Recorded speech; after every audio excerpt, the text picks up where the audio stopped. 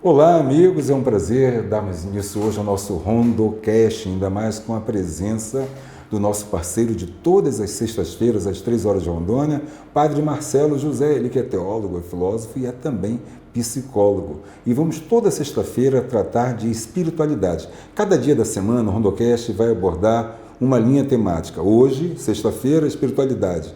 Vamos ter segunda-feira, terça, quarta, quinta, vamos ter política, vamos ter cultura, enfim, vamos ter diversas pautas aí preenchendo a semana, mas vai ser todo dia, às 13 horas, ao vivo aqui no Facebook, muito fácil, é só entrar no perfil do Edson Lustosa, E depois nós colocamos o material editado, bonitinho, com vinhetas, aquela coisa caprichosa, Aí nós botamos lá no YouTube para você se deliciar, ficar ouvindo várias vezes.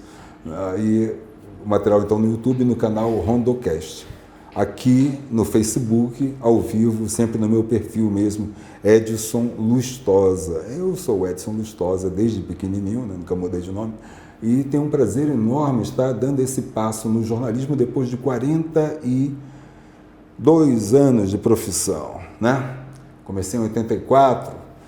Por que eu digo isso? Que a gente vê o jornalismo hoje, uma coisa tão medíocre, meu Deus do céu, eu tenho pena dos meus coleguinhas, entendeu? Sobretudo daqueles que aderiram a uma espécie de adjornamento no jornalismo, Pessoal que mergulhou nas redes sociais, mergulhou nessa coisa toda e faz um negócio instantâneo, sem elaboração, sem qualidade, Tudo superficial, informações pela metade. Agora inventaram o jornalismo de charadas, eu nunca vi isso, Cidade brasileira tem o maior índice, não diz o nome da cidade. Antigamente o título era o resumo da notícia, você dava as informações básicas no título, Macaé tem a maior produção de petróleo do Brasil, agora não, cidade no litoral, do Sudeste tem uma maior... Eu estou impressionado com a perda de qualidade, eu tenho que fazer alguma coisa, Eu me senti assim instado a fazer alguma coisa. E estou fazendo aqui o Rondocast. Vamos começar com espiritualidade. Mas por que espiritualidade com tanta efervescência política aí ano eleitoral, Edson Lustosa? Cuidai primeiro das coisas do Espírito e tudo mais lhe será acrescentado. Então é dentro dessa visão que nós estamos procurando dar o primeiro passo, muito consciente do que estamos fazendo. Eu jamais tomaria seu tempo, eu jamais ficaria mandando link aí para entrar no nosso podcast, se fosse uma coisa que não contribuísse para a sua edificação pessoal. Esse é o jornalismo que eu não apenas sei fazer, porque eu fiz a vida toda, mas é sobretudo o que eu me sinto instado a fazer mesmo neste momento de frivolidades, superficialidades, instantaneidades, sem propósito social, sem propósito humanitário, sem nada. Então, eu espero que as informações que você tem acesso no nosso Rondocast, elas edifiquem, elas construam, sobretudo, uma Rondônia mais digna daqueles que aqui vivem e trabalham. Bom, então, hoje nós recebemos o nosso convidado especial de todas as sextas-feiras, que é o Padre Marcelo José. Padre Marcelo José, que está aqui ao meu lado, Pode abrir a câmera aí, mostrar o Padre Marcelo José, Ele que é teólogo, filósofo, como a maioria dos padres são, Nós sabemos que os padres da Igreja Católica, eles têm essa formação, por isso que é diferente de outras religiões. Não estou querendo dizer que é melhor, mas é diferente, Tem religião aí que o cara passa 6 meses no presídio e já sai ungido, Então, não estou aqui criticando. Quem sabe se essa unção é verdadeira ou não, é Deus, eu não sei. Então, na Igreja Católica a coisa é diferente. Passam uns 7 anos lá só fazendo curso superior, 3 de filosofia, 4 de teologia, para o camarada se habilitar a alguma coisa. E muitos padres, como o Padre Marcelo José, buscam uma extensão do seu conhecimento, da sua formação acadêmica, com outras graduações, com mestrado. É isso que nós vamos procurar saber. Mas antes, Padre Marcelo José, quero lhe dar as boas-vindas aqui no nosso Rondocast. Mas a minha primeira pergunta, antes de a gente entrar nesse terreno intelectual, eu queria falar de espiritualidade. Como foi o seu despertar espiritual? Foi numa missa que eu fui de 15 anos da minha prima, e lá tinha o canto, o hino, O quanto a música atrai, o coração, fala a alma. E ali eu fui querendo saber que seria a missa, o que seria a catequese. Aí eu fui entrando e depois fiz o encontro do Cormirim, pequenininho, com 12 anos. Depois fui para a catequese sozinho, né? Aí de lá para cá, aí fui fazendo meu percurso. Pai e mãe católicos também? Meu pai é kardecista, minha mãe é evangélica e minha irmã é esotérica. Meu Deus, o senhor é um rebelde. Eu sou rebelde. Aí tem lá, é por isso que eu gosto de trabalhar com coisas diferentes. Me atrai, né? Porque a família toda é eclética, né? E o quanto cada um se respeitando o outro. Pois é, aí, não teve nada de repressão, assim? Nada, né? não. Todo mundo se entende, né? No começo cada um queria que eu fosse para suas igrejas, né? Suas religiões. Sim, lá. Meu pai que eu fosse o médium, minha mãe fosse pastor só que aí eu fico brincando. Não, Deus me chamou para ser padre católico, para ser mediador, não médium, mas mediador entre Deus e os homens, né? Ser pastor das ovelhas, né, de Jesus. Sim, E minha irmã que é esotérica, mas Deus me chama para ser exotérico, para fora, católico, sim, né? Aí a outra linguagem para todos, né? Aquela coisa hermética, né? O contrário. Exotérico. Um X, né? Isso. Aí eu fico brincando um pouco com isso, né? Que barato, então é uma família... né? É bem divertido. Poxa vida. E como foi? Aí tá, eu só teve esse despertar espiritual, mas aí a igreja ele requeriu uma formação intelectual, né, que a gente falou agora há pouco. Como é que se deu o processo? Aí eu fui fazendo um encontro vocacional, meu coração estava inquieto, aí estava fazendo tudo, estava indo para os encontros, jovens. Isso aonde, padre? Que cidade? Eu sou natural de São Gonçalo, lá no estado do Rio de Janeiro, sou fluminense, aquele que nasce no Rio, não sou carioca. Carioca é aquele na cidade que nasce na capital, quer dizer, a casa do homem branco, carioca. E fluminense, né? Fruir como Rio, né? Estou aqui morando em frente ao Rio Madeira, sempre estou lembrando lá da minha terra natal, porque fruir, fluminense, fruir. Aí tem um apelido carinhoso que é papagoiaba. Sim, né? Que tinha muita goiaba, lá exportava muita goiaba e a gente recebe esse apelido carinhoso também. Pois é, padre. Eu sou manauara, né? E eu me criei no Rio de Janeiro, na capital. Mas no tempo que era estado da Guanabara. Isso, né? Era estado da Guanabara. E a gente jocosamente falava, né? Do pessoal do estado do Rio, que chamava estado do Rio, né? O estado do Rio de Janeiro, que não era Guanabara, era estado do Rio. Aí chamava os papagoiaba. Isso, exatamente. Papagoiaba. Então isso é papagoiaba de São Gonçalo. De São Gonçalo. Legal. Nós tivemos aqui uma reitora da Universidade Federal de Rondônia, né, que era também de São Gonçalo, a Marcélia, né? Então, São Gonçalo marcando presença aqui, né? em Rondônia. Aí eu então como deu início à sua formação intelectual? Como é que foi? Aí fui fazer um encontro vocacional, né, que tem uma preparação, aí fiquei me preparando, tinha aquela angústia no coração, mas por que eu estou angustiado com o quê? Um vazio? Eu estou fazendo um monte de coisa da igreja, ajudando o próximo. Aí eu fui ver que era a vocação, um chamado. Às vezes a gente tem uma inquietação, né, que não é algo ruim, é algo para a gente questionar a gente. O senhor falou uma coisa agora importante, padre, vamos para a etimologia, né? Porque quando a gente fala vocação, não é uma tendência, não é uma vontade, é um chamamento. É igual na gramática, né? O vocativo, né? É aquele que você chama, né? Então o senhor usou a expressão, né, assim, precisa, né? O senhor sentiu um chamamento. Exatamente. Aí a gente não sabe. E como a gente está naquela correria toda, a gente tem que parar. Aí no momento que a gente para, tem algo a mais. Aí um padre percebeu a vocação em mim, aí vai lá fazer encontro, eu vejo sinais de vocação em você. Aí fui fazer os encontros, depois quando eu entrei, fui acolhido, aí veio aquela paz interior profunda, é Deus falando, é aqui o seu lugar. Aí foi essa questão. Só fez lembrar aquela música do Padre Zezinho, né? Se ouvires a voz de Deus, chamando sem cessar. A decisão é tua, né? Aí o senhor pediu para Deus esperar um pouquinho ou o senhor foi lá? Não, eu demorei 2 anos para entrar. Demorei 2 anos. Poxa, e Deus esperou ali. Deus espera. Ele espera, né? E aí, aí o senhor entrou na formação... Aí tem anos de propedêutico, que é preparação, né? O que estuda nessa? Aí tem um pré-vestibular, que a gente tem lá dentro do seminário para entrar para a faculdade. Até eu também estava dando aula de matemática para os seminaristas, que eu também gosto muito de matemática também, meu raciocínio é todo lógico-matemático. Aí a gente fazia lá, tinha aula de história, tinha aula de geografia, português, e para a gente e ir para o Mosteiro de São Bento. Aí lá eu fiquei 3 anos de filosofia. Aí tem 3 anos de filosofia. Então a sua formação filosófica, pelo menos, é beneditina. Só que a formação lá no colégio, Faculdade de São Bento. Pois é, ela... Não é beneditina. Não, o senhor não era... A espiritualidade não é beneditina. Ah, tá, mas a formação intelectual... A formação intelectual foi no Mosteiro de São Bento, que tinha outras congregações. Tinha todo mundo. Sei, mas quem montava grade lá...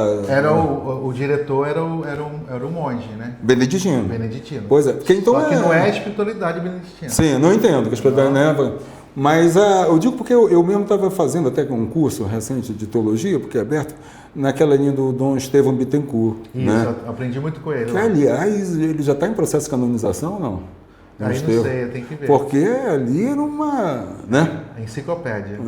Meu Deus, aquele homem... Eu gosto muito dele. Dom Estevão Bittencourt, acho que... Eu estou fazendo estou corrigindo algumas coisas da minha monografia, aí eu cito muito ele. Ele, para mim, é uma pessoa assim, né? Acho que ele está num patamar, né? Assim, Aí depois teve um ano de missão, que eu fiquei um ano de missão em Mato Grosso, em Barra do Garça, foi um período excelente. Isso também. Após a teologia? Isso, não. Depois da filosofia. Após a filosofia, tá? Isso. Aí no meio, no intervalo. Entre a filosofia aí tem a experiência missionária. Aí eu fiz lá em Mato Grosso. Mas com índios? Também, com os indígenas, Chavantes e Bororo. Nossa, aprendi muito com eles lá. Ia lá nas aldeias indígenas, nossa, aí aprendi muito, né? Com o padre Zacarias, que é especialista na área dos Chavantes, né? Ele fez o Novo Testamento em Chavantes, muito interessante isso. E orações eucarísticas também. E aí o senhor permaneceu um ano, né? Fiquei lá um ano. Aí fiquei na cidade, estava sempre fazendo essa interação. Depois voltei e terminei os 4 anos de teologia. Aí depois fui ordenado diácono, depois padre, né? Aí tem esse período também. Padre, nesse período então também o senhor foi assim, checando, né, a sua vocação, porque a filosofia, o cara termina a filosofia, se ele não quiser ser padre, ele já tem um diplominha que dá para ele dar aula, né? Tem uma vida civil e tal. A teologia, ela já tem uma vocação eclesial, né? Eu pelo menos entendo que ninguém vai fazer teologia. Tem gente que faz para dar aula depois, né? Mas...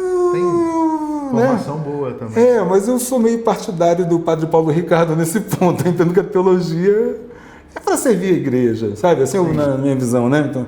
Então assim, mas é uma coisa mais focada na igreja, né? Filosofia mais aberta.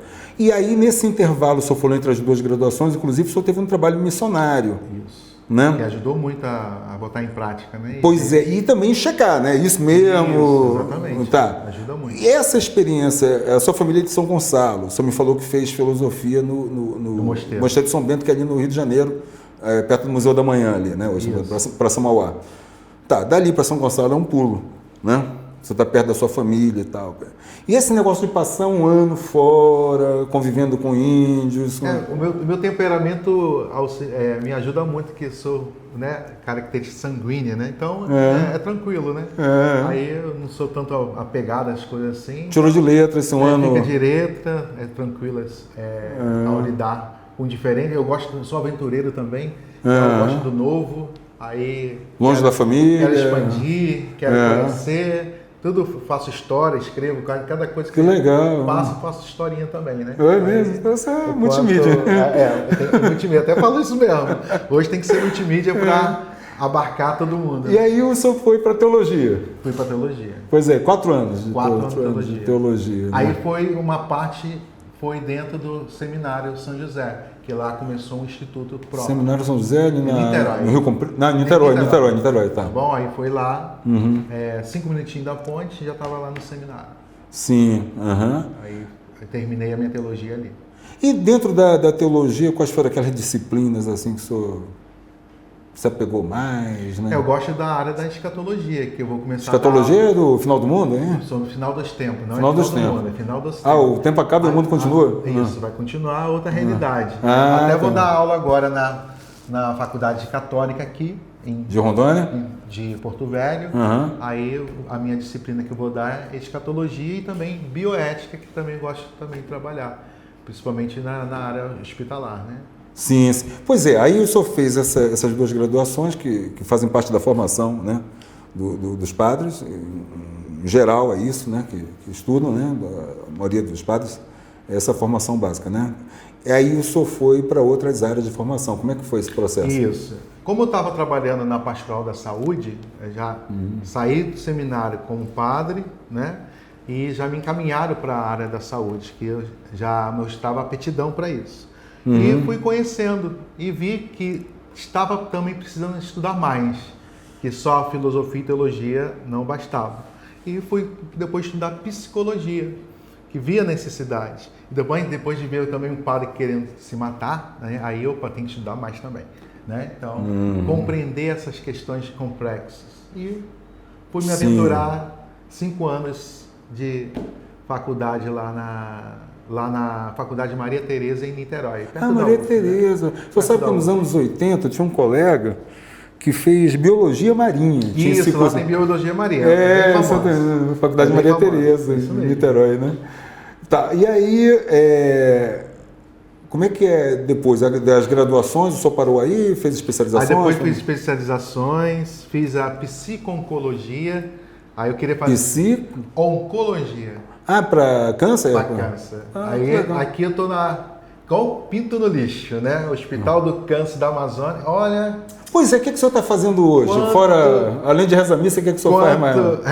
Além de rezar missa, o pessoal pensa que o padre só reza missa e vai dormir, né? Aí teve um rapaz uma vez que foi comigo ali, aí foi comigo ver os trabalhos. Padre, eu pensava que o padre só rezava a missa e ia para casa. Não, aí foi ver meus trabalhos, hospital, presídio, palestra, aí foi vendo, poxa, padre, deixa eu lhe ser sincero, sabe? Enquanto está rezando missa, fazendo casamentos, batizado, coisa linda, né? Agora, quando vai para o negócio de extrema unção, encomendar corpo... Eu já tenho mais facilidade, porque minha área é sobre a morte, né? Pois é. A minha área é tanatologia. Eu acho que eu jamais conseguiria ser... Estudo sobre o luto também. Eu trabalho o luto toda hora. Aí eu tenho as fases do luto. Preparar a pessoa lá no hospital do câncer. Tinha a pessoa que já estava indo, morrendo. E a família angustiada. Aí, vamos parar um pouquinho? Respira, expira, vamos tirar essas angústias aí, esses medos. E aquele negócio de missa de corpo presente também, né? Tem segurança aí vai acalmando. E depois Deus vai falando, através da espiritualidade, acalmando cada um. Porque o medo, a gente fantasia muito. Sim. Aí eu fico tirando essas fantasias, os medos, e daqui a pouco deixa Deus falar. E foi preparando a pessoa que já estava morrendo, e tranquila, e a família também para fechar o ciclo. E depois a família comentou com a direção do hospital, olha, foi muito importante o padre estar lá no momento final da minha mamãe, da passagem. Nossa. Ele acalmou a gente, minha mãe foi em paz e a gente também ficou em paz. É isso, esse trabalho que eu faço. E utilizando técnicas dentro da psicologia e tanatologia, né? Sim. Padre, só um ganchozinho, já que a gente está falando de morte, né? E do ofício... E do seu ofício religioso, né, sacerdotal, quando é que cabe a missa de corpo presente? Que é um negócio que eu sempre achei esquisito. Você chega na igreja, tem lá aquele defunto lá no... Qual é o momento que aquilo realmente cabe? Qual é a liturgia daquilo, a essência litúrgica daquilo? Sim, aí porque a gente está acostumado 7º dia. Por que 7º dia? Que as pessoas vinham de longe... E sim, era o prazo, era o tempo. Agora não precisa mais de 7º dia. Mas precisa o corpo um dia já pode rezar pela pessoa. Mas aquela com o corpo presente? Pode rezar. É mais pessoas que têm alguma autoridade na sociedade e acaba tendo, né? Pois é. Mas tem. Aí não tem problema, né? Não tem problema com morte, não. Um negócio diferente, né? Tá tranquilo. Tá. E hoje, então, o senhor desenvolve que atividades aí, no geral, né? Além de... Aí eu assumi agora a paróquia, dia 30 de dezembro. O senhor é Sou o pároco. O pároco mesmo. Era anteriormente o padre João Batista e agora sou o pároco e agora também a partir de mês que vem vou começar a dar aula como professor lá na Faculdade Católica de Rondônia? Católica de Rondônia, aula de teologia nesse primeiro semestre, e no segundo semestre vai ver psicologia e também filosofia. Aí tá tudo esquematizado aí. E o quanto eu também estou terminando biomedicina, só faltam os estágios, né? Meu Deus. Aí terminando agora, já terminei a grade toda, só falta o estágio agora. terminar em março, aí faço um mês, pronto, depois faço em junho para terminar. Aí já fecho a biomedicina, que queria me aprimorar mais ainda a questão sobre questão humana, né? Da fisionomia humana, aí quis estudar mais um pouquinho. A bioética, tá? né? Que só se dedica. A bioética já é bem anterior também. Né? A minha formação. Aí tem aquelas questões eu vi o senhor falando ontem no jornal da Canção Nova. Isso, né? a bioética e mistanase, que a Canção Nova me ligou esses dias para falar sobre essa questão desses enfermeiros que tiraram a vida, né, dos pacientes Distrito Federal, né? da UTI. Aí falei, olha, tem essas questões que estão ligadas à bioética, é a ética diante da vida. Eu não posso tirar a vida de outra pessoa ali. Né? Isso já aconteceu durante a Segunda Guerra com as atrocidades que os nazistas faziam. Então a gente não pode ficar repetindo isso. Né? Então, quanto ali, mesmo com dor, sofrimento, a pessoa, a gente tem que esperar. Né? Eu não posso, a justificativa é porque estava sofrendo muito. E mesmo aqui no Brasil, a questão da eutanásia é proibida. Em outros países, a pessoa tem eutanásia, mas com consentimento da pessoa. Nós tivemos agora aquele membro da Academia de Letras, não foi? Que foi para a Suíça, eu acho, né? Um poeta, letrista de música, né? Ele tinha uma doença degenerativa e foi para lá para... Isso, foi com o consentimento da pessoa. Agora ali não estava. Né? Então, é um crime dentro da nossa Constituição. Aí também tem a mistanásia, que é a negligência do governo ou instituição ou pessoais que acabam ferindo ali toda essa dignidade do ser humano e levando à morte. Padre, só para a gente encerrar esse primeiro bloco, já que a gente falou desse caso aí, uma coisa é eu estar inconsciente, nos aparelhos, né? E ser feita a eutanásia. Aqui é proibido no Brasil. No Brasil é proibido, tá. Mas vamos que seja onde é permitido, no exterior, isso, né? Eu quero diferenciar essa situação de uma outra situação. Eu estou consciente, plenamente consciente, só que eu tenho uma dor, um sofrimento e eu desisto de viver em função disso, né? Aí a gente fica entre a eutanásia e o suicídio. Eu estou decidindo que eu vou morrer. A pessoa, muitas das vezes, ela decide não viver e daqui a pouco dá para definhando. Muita gente que sabe que está com câncer, por exemplo, não aguenta. Aí, aos poucos, ela vai se deixando levar. O senhor falou que seu pai é espírita, né? Sim. No espiritismo, eles têm uma contribuição muito grande para a reflexão sobre isso, que é quando fala daquele André Luiz, né? Que ele diz que seria o Carlos Chagas, o médico, né? E eles criam um conceito ali, pelo menos eu aprendi isso no espiritismo, ali que tive contato, né? Esse conceito do suicídio indireto, né? Então, aquele cara que não tira a vida, ele não se enforca, ele não dá um tiro na cabeça, mas ele, por exemplo, ele tem cirrose e continua bebendo. É chamado do autocuidado. Se cuida. Mas deliberadamente, aí, né? Aí o quanto isso é um suicídio de maneira bem consciente, só que a pessoa não quer mais viver. Né? E faz isso, né? Faz isso. Não se cuida, né? Só sabe que eu conheço um rapaz, um jornalista amigo meu, que ele é diabético, né? Glicemia altíssima. Ele adora rapadura, sabe? Eu vou conversar seriamente com ele sobre isso que o senhor falou agora. Entendeu? Imagina a pessoa diabética. Cadê o amor de ser, né? Porque na palavra de Deus fala amar a Deus sobre todas as coisas e ao próximo como a si mesmo. Então tem que amar a mim mesmo, né? Eu não estou fazendo esporte, não estou fazendo academia, não estou fazendo nada e eu estou deixando de autocuidar. Isso também se torna, né, na fé cristã, um pecado, né? Então você, meu irmãozinho que é diabético, né? Você que sabe que não pode comer algumas coisas aí, né? Doces e tal, né? E está insistindo, você acha que não vai dar nada, não. Vai dar sim. Vai dar. Olha aí. O corpo, como diz, é o melhor médico. Ele sinaliza. Né? E alguma coisa também para alimentar o... Bom, então vamos dar sequência, vamos agora para o segundo bloco do nosso Rondocast. Eu estou entrevistando o padre Marcelo José. Esse é outro detalhe também que eu observo nos podcasts por aí, né? Que às vezes começou a entrevista, aí vai, todo sem você saber quem é o entrevistado. Pior, depois ainda faz uns cortes, né? E bota nas redes sociais sem dizer quem é o entrevistado. E às vezes o cara fala com autoridade sobre determinado tema, mas você não sabe quem é. Então eu estou entrevistando o padre Marcelo José, que é teólogo, filósofo e psicólogo, né? Em breve biomédico também, né? Biomédico. pároco da paróquia Nossa Senhora do Perpétuo Socorro, em Porto Velho, né? Tem esse trabalho também na igreja de pároco. E também fiz depois mestrado na área da psicologia social e do desenvolvimento humano também.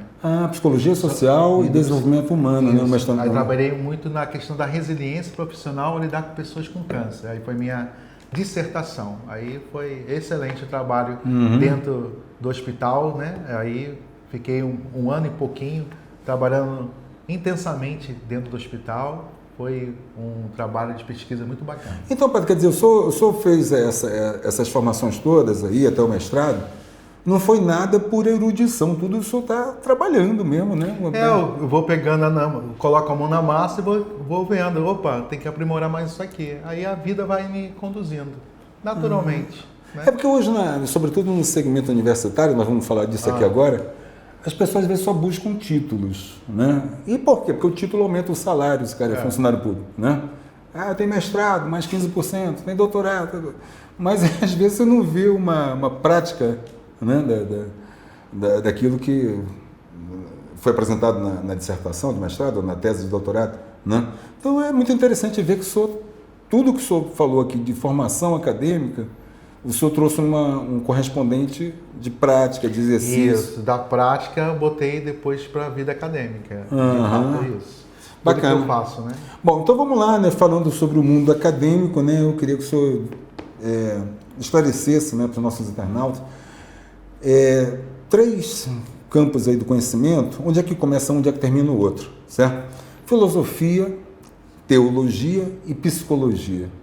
Então, a filosofia é a mãe das ciências, né? Antigamente era todo estudo dentro da filosofia. Sim. A gente vê lá até com Hipócrates, o pai da medicina, ele era filósofo lá e tinha questões da medicina também, matemática, música, tudo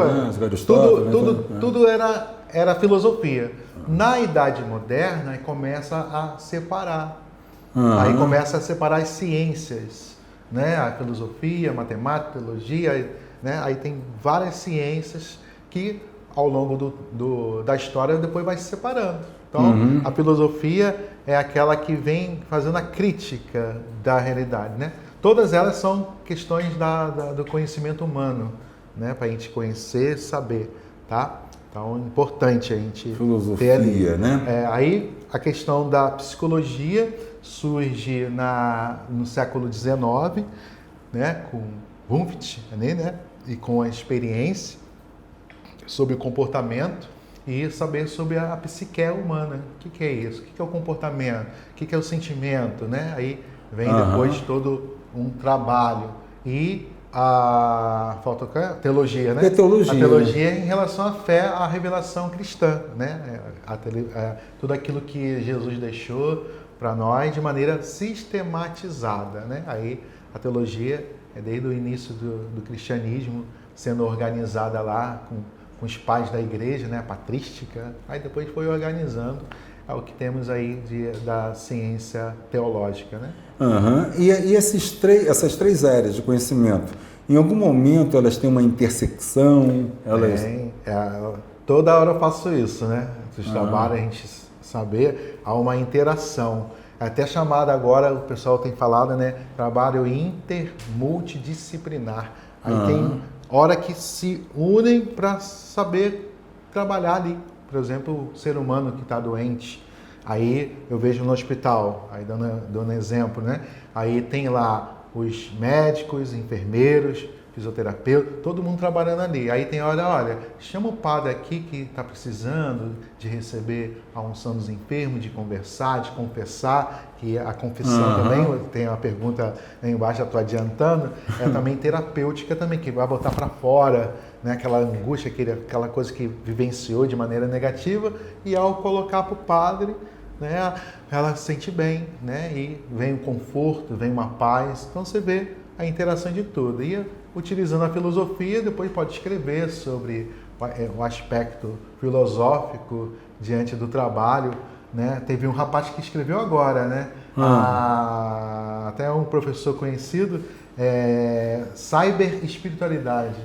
É a espiritualidade, por exemplo, com o Frei, qual é o nome? Gilson. Sim. Aí, qual é a influência do Frei Gilson hoje nas suas lives, né? Já tem uma questão diferenciada após a pandemia. Aí ele coloca essa geografia da espiritualidade hoje, diante da internet. Aí é um âmbito filosófico que ele apresenta ali da espiritualidade, ou pode ser também das ciências humanas, né? Ou ciências mais naturais, né? Chamada, né? Sim, sim. Pois é, padre, então o nosso papo até agora foi epistemológico, né? Agora vamos entrar para um papo mais terapêutico, né? Eu queria que agora o senhor falasse de outras 3 áreas terapêuticas. A psiquiatria, a psicanálise e a psicologia. Em que elas se diferenciam? Em que elas atendem? Você me fez lembrar os primeiros dias de aula, né? As 3 psis, né? Porque se confundem, né? Aí pois né? A psiquiatria é bem mais antiga, né? Mediante ao cuidado médico. Então, o psiquiatra, né? O quanto ele vem com as questões da fisiologia humana. Aí ele vai estudar a respeito dos remédios. Então, ele é o único que vai dar receita, né? Aqui no Brasil, né? Que aqui no Brasil, em relação à receita, somente o médico, tá bom? Pode receitar os medicamentos, tá? Tá bom? Aí, questão fisiológica. A questão da psicologia, aí surge lá no século XIX, no finalzinho. Quem é o pai da psicologia? Não, tem vários pensadores, mas o que começa com as experiências ali é Wundt. Wundt? Era o que, alemão? 1879, agora esqueci. Alemão ou austríaco, né? Que Aí tinham vários pensadores. Aí tem alguns pensadores que falam que é anterior, que também citam Santo Agostinho, São Tomás, né? Algumas leituras da psicologia, mas só que não era sistematizado. Pois é, né? Entendeu? Agora, como ciência, surge a partir do século XIX. Como ciência e como prática terapêutica. Aí tem outras linhas. Aí tem várias. Né? Aí tem várias linhas filosóficas também. Porque como ciência tem a psicologia forense, por exemplo, que não é terapêutica, né? Aí tem o trabalho com a questão de investigação, né? Seria isso, né? Aí surge a questão, né, da psicologia nesse período. Aí depois vai se organizando. Pois é, porque ela, como prática terapêutica, ela vai conviver ali com a psiquiatria, né? Isso, vai fazendo essa interação, porque a maioria também era médico, trabalhando com a psicologia. Pois é. E ele queria dar uma resposta mais positiva diante daquilo que era taxado, porque às vezes era uma questão de imposição de remédios e não foi cuidado. Por isso que tem a reforma psiquiátrica também. Sim. Mais tarde, né, surge, né, diante dos abusos da própria psiquiatria. É interessante, o senhor tocou no ponto agora, o doutor Paris Carvalho, o proprietário da finca, né, aqui, psiquiatra, e ele foi uma das pessoas, quando ele chegou em Rondônia, né, médico, carioca também, carioca não, Fluminense. Ela é de Rio Bonito. Ele. De Rio Bonito. Rio Bonito. E ele implantou aqui uma psiquiatria sem correntes, sem celas, né? Sim. Aquela ali, né? Impactou muito na época. Porque estava preso a um regime não tão humanizado e ele quebra essa questão, né? Isso. Aí escandaliza, né? Escandalizou. Ele mesmo narrou isso para mim, né? Que as pessoas questionavam. E agora os doidos vão ficar andando na rua, né? Aí ele até falou assim, você quer o quê? Que mande fazer uma passarela para eles andar na rua, né? Não perdi o bom humor, né? Ele não perdeu o humor, né? O bom humor não pode perder. Porque andar na rua, claro, né? Então vamos aqui. A psiquiatria, você já falou, e a psicologia. E a psicanálise? E vem, né, com Freud, também lá no finalzinho do século XIX, as questões também que estavam ali, que estava tipo da imposição da própria medicina ali, sem os recursos de ver o ser humano. Aí ele percebe, diante de uma conversa, até chamada Ana O, e nisso ela quer expressar a sua dor. Não é só o médico impor os conceitos e tudo mais, e não vê o ser humano. Aí ele percebe a escuta. Aí nasce a psicanálise, saber o inconsciente, saber as questões mais profundas do que se vê. Aí ele vem trazendo a questão do id, ego, superego, aí para compreender coisas que estão além. Até utiliza a metapsicologia de maneira de metafórica para compreender por exemplo, o Complexo de Édipo é uma leitura da mitologia, só que é uma questão da mitologia com leitura da psicanálise, para entender. Aí como eu vou explicar isso aqui? Aí começa a contar a história para começar a entender o que se passa no ser humano, né, diante de maneira inconsciente, né? E também a psicanálise surge dentro da demonologia, que é aquilo que alguns falavam que era o demônio agindo, era caso de histeria, e as pessoas não sabiam. Aí não, isso é o mal. Aí começava ali, não tinha nada de mal. Era a questão inconsciente ali, diante de histeria, que a pessoa estava apresentando. Aí ele foi compreendendo. Aí nasce também nesse período, todo esse olhar diante da psicanálise. É importante também, né? Padre, hoje nós temos, inclusive, cursos superiores de graduação em psicanálise, né? Tem essa novidade aí. Mas até 2 anos atrás, que eu saiba, 3 anos no máximo, eram cursos livres. Isso. Né? Dados para... Como é que é para os profissionais? Porque o psiquiatra é um médico, né? Isso. Tem que ter uma profissão. O psicólogo tem uma graduação de 5 anos em psicologia. Como é que era para esses profissionais terapêuticos, né, lidar com essa psicanálise aí de cursos livres? Alguns não reconhecem a psicanálise como propriamente ciência, porque você não vai demonstrar de maneira empírica as coisas. Como vai falar sobre a questão do inconsciente, né? Então, alguns não aceitam, mas ela é aceitável diante da sociedade, né? De alguns cursos, sim, né? Tem o MEC e tudo mais, né? Mas aí, como é que a pessoa sabe quando ela tem que procurar o psicanalista ou o psicólogo? Por exemplo, aí tem alguns que psicólogo até fala, procura um psicanalista que ele vai trabalhar melhor essa questão do inconsciente, da infância e tudo mais. Aí procura. Aí às vezes você pode encaminhar. Tem amiga minha que é psicanalista. Tem coisas que eu mando para ela que ela vai resolver melhor. Questões de traumas mais profundos, uterinos, aí ela vai resolver, vai ajudar melhor essa questão. Com a psicanálise. Com a psicanálise. Legal. Porque cada um tem uma linha, tem mais de 500 linhas na psicologia. Aí tem outras que são mais práticas, objetivas, como a TCC. Aí, trabalha com TCC, a pessoa bateu com o carro, aí tá com... Não, você bateu com o carro, trabalha isso aqui com um psicólogo da teoria cognitiva comportamental. Cognitivo comportamental. Aí vai lá conversar com ele que vai fazer exercícios para você. Aí tem gente que gosta de uma linha ou outra, você tem também liberdade de escolher também, né? Aquela que você faz exercícios físicos, é lacaniana? Não é lacaniana, é Rachana. Não sei. É uma que assim, você faz para... A energia do corpo também entra na terapia. Eu fiz um tempo com uma psicóloga aqui, doutora Lucilene Schittini, que até tinha umas coisas assim que está no corpo e você libera aquela energia. É exercício, né? Até fala, vai procurar o professor de educação física que porque vai tirar, né? De maneira eu até me lembro saudável. Que um dos exercícios era você dar socos mesmo, sabe? Só que ela alertava, você só não pode mentalizar a cara do seu inimigo na frente do soco, né? Aí a terapia não funciona. Aí não dá certo, não. Mas você está cultivando o seu problema. É uma integração com as outras ciências, como exato. Multi-interdisciplinar. Aí eu me lembro que tinha isso, sabe? Fazer uns exercícios também. Bom, então nós já vimos aqui nessa questão da psiquiatria. Agora vamos partir para as outras ciências, né, do mundo acadêmico, né? Eu queria saber, aqui a gente já tem uma noção mais ou menos, claro que você vai aprofundar até nos nossos próximos encontros, né? Essa questão da espiritualidade nessa área da terapia, né? O que o senhor faz, o que o senhor trabalha, né? Que tem certeza quando o senhor atende, né, famílias enlutadas, né? Entra muito a questão da espiritualidade, né? Ajuda muito. Isso aí nós vamos falar vão ter oportunidades diversas de trabalhar isso aí. Para a gente fazer essa apresentação sua e essa situação dos nossos internautas no conhecimento acadêmico, né? Eu queria fazer uma perguntinha para o senhor aqui, padre, em relação às ciências sociais, né? Ciências sociais, né? Então, quando a gente vai da dimensão individual, que aqui está aqui falando do indivíduo, sim, né?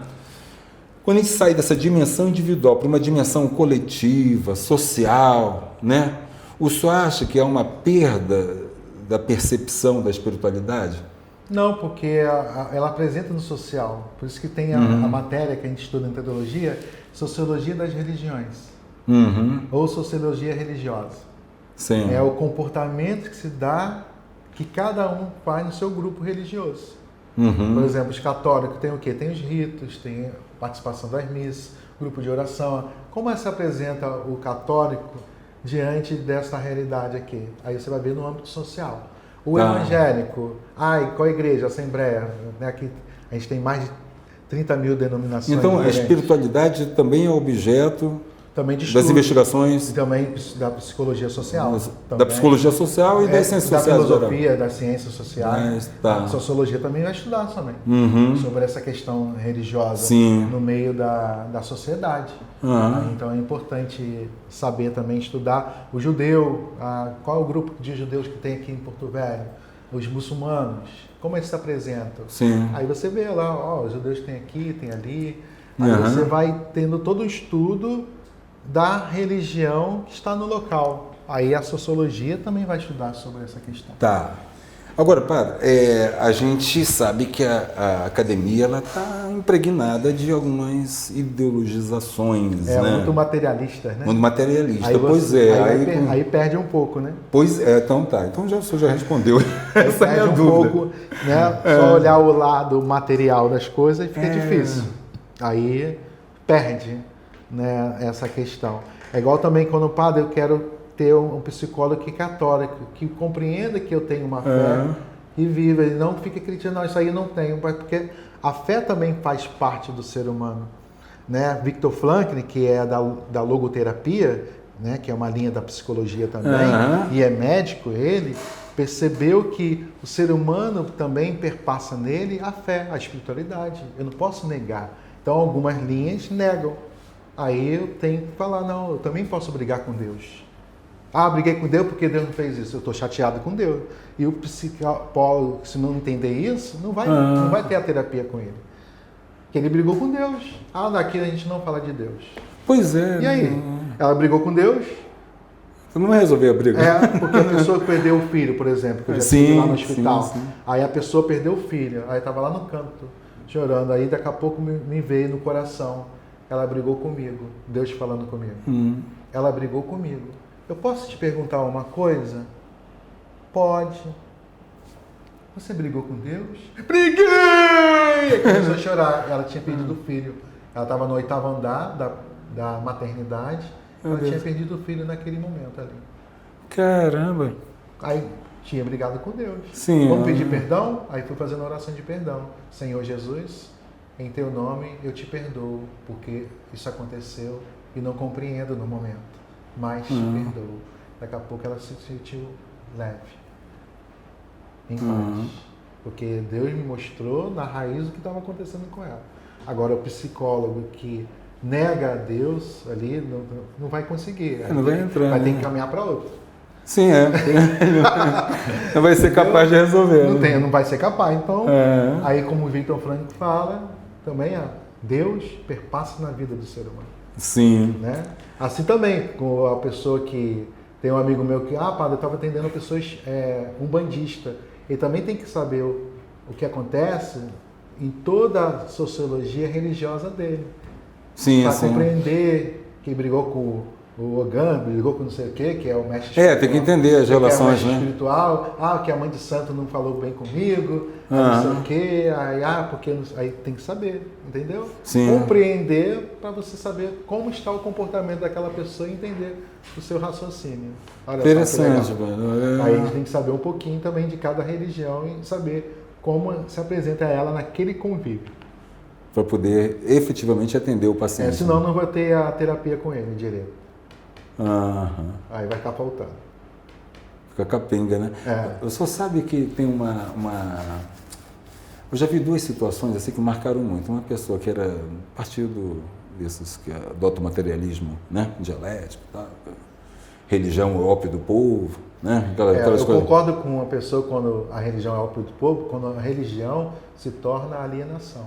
Sim, é um Aí, ópio de mesmo. fato, que é um ópio. É. Ou não é só a religião, mas um pensamento filosófico também, ideologia, Também, pois é, né? se torna ópio, que eu fico cego e não vejo mais nada. Então, todo qualquer reducionismo, seja ele religioso, político, ou antirreligioso, ou antirreligioso, ele se torna um ópio. Então, algo que ali faz alienação da pessoa. Aí, isso prejudica. E é interessante, esse personagem aqui, de esquerda, né? Aquela coisa, mas essa esquerda materialista e tal, né? E ele teve a oportunidade de conhecer o Santo Daime, né? E se tornou um daimista lá de primeira linha, né? Mergulhou na espiritualidade através do Daime, entendeu? Assim, acho que se encontrou ali, aprofundou. E uma outra coisa que eu vi foi uma vez num comentário dentro da Igreja Messiânica Mundial, né? Do Meishu Sama, né? Que é o líder espiritual, né? Da Igreja Messiânica. E ele fala uma coisa interessante, fala que o grande culpado pelas superstições é a ciência. A gente acha que são as religiões, né? Pelas superstições, e ele explica por quê. É que a ciência se coloca como plenipotente, a ciência materialista, né? Ela é capaz de resolver tudo, ela é capaz de... Né? E quando o camarada não consegue resolver, ele apela, entendeu? Então, ele não vai para uma religiosidade assim, estruturada, dentro de uma prática religiosa, não. Ele apela, né? Vai aquelas práticas esdrúxulas às vezes, né? Tal, mas é porque está buscando, né? Como um cachorro que fica preso na corrente, as pessoas e você solta. As né? pessoas querem seguranças humanas, querem sempre segurança de tudo. E tem coisas que não dá, né? Aí tem as probabilidades e tudo mais, né? Aí isso prejudica, né? Sim. Aí entra muito na fantasia, né? Pois é, e vai para a fantasia, porque... Vai pra fantasia. Né? Mas sim. Bem, né? Vamos agora, padre, para o nosso terceiro e penúltimo bloco. Vamos falar sobre a espiritualidade católica. Nesse primeiro momento vamos tratar da espiritualidade clerical. Depois a gente fala dos fiéis, né? Vamos falar dos clérigos, né? Então, o primeiro que o senhor já me falou mais ou menos lá em cima, mas eu queria que o senhor falasse agora na dimensão espiritual, como é que o senhor conjuga o seu dia a dia, né? Quando é que eu estou falando com o doutor Marcelo, Marcelo Zé Psicólogo, quando é que eu estou falando com o padre Marcelo, quando é que eu estou falando dos meus problemas, quando é que eu estou me confessando, né? Como é que funciona isso daí? Eu acho engraçado o pessoal, aí o pessoal fala, está me analisando, ó, você não está me pagando. Você não está me pagando, não está fazendo nada, para que ficar te analisando? Se eu não estou no momento da clínica ali. Então, não vai ficar criando neura na cabeça. Tá? Então, é algo que tem um espaço reservado por atendimento psicológico, né? Não é qualquer lugar assim. Né? Então, a não ser que seja alguma coisa bem agravante assim, que a pessoa está no surto, né? Aconteceu aí, né? Até no Big Brother aí, né? O rapaz no surto, o pessoal jogando, e estava lá agindo normalmente, todo mundo pensando agindo normalmente, né? Só que estava no surto, né? Então, aí tomar cuidado, olha, toma cuidado com essa coisa aqui, tudo bem. Mas no dia a dia, eu vou agir normalmente, como um padre ali, no cuidado da questão pastoral, com os fiéis, organizando, né? Hoje mesmo estava organizando toda a questão burocrática lá da igreja, fui ali no cartório, né? Então, tem algo que é bem distinto para a gente, quando eu começo a agir. Então, tem diferença, né? Não é o tempo todo aquilo ali.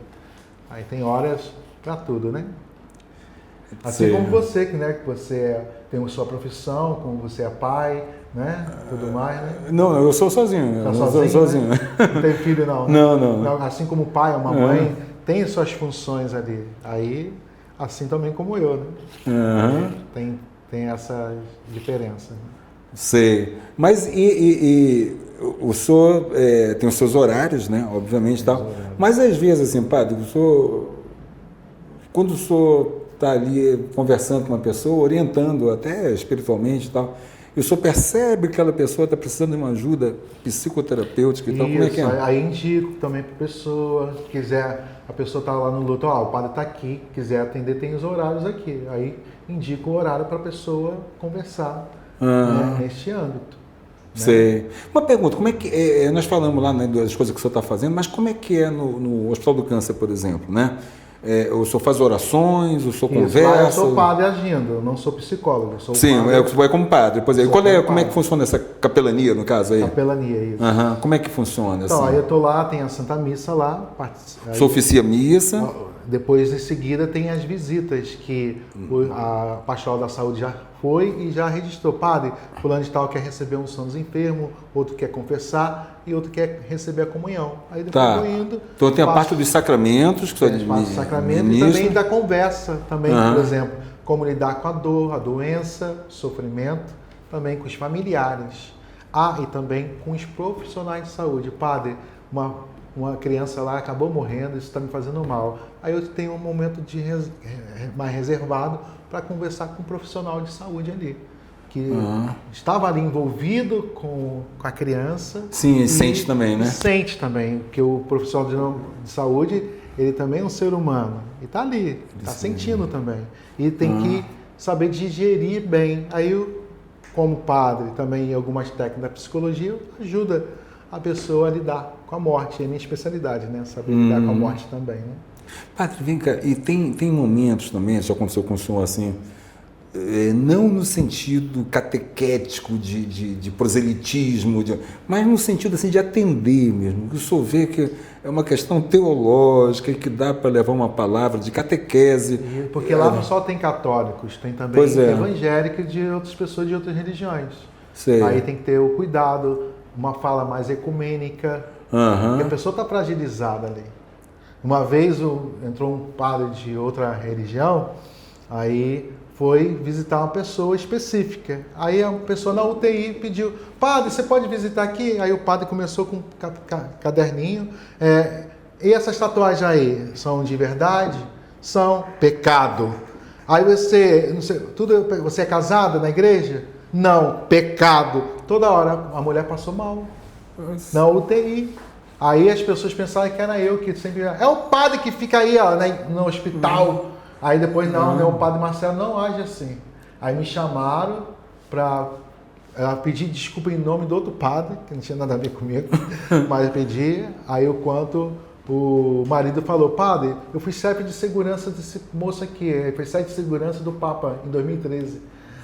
Aí como pode ser isso, padre? Eu ajudei aqui o padre, realmente, eu peço perdão. Mas aí o rapaz falou, se eu estivesse aqui na frente do padre, eu ia meter pregado nesse padre.